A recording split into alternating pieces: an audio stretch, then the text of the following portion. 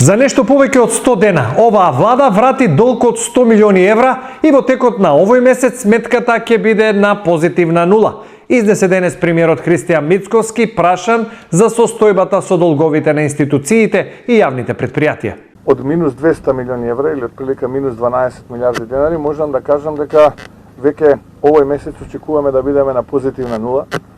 А што се однесува до институциите, надвор од владените институции и министерствата, останатите предпријатија, можам да кажам дека во моментот АДСМ има евидентирани долгови од отприлика нешто повеќе од 5 милиарди денари. Тоа е нешто над 80 милиони евра.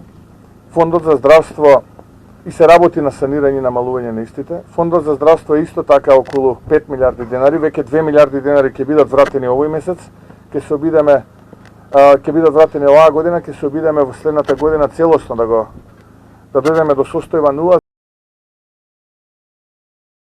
Но тоа не е се. Тука се оние јавни предпријатија како што е Национални шуми, водостопанство, каде што долговите беа речиси милиарда денари, само по основ на плати беа близу половина милиарда.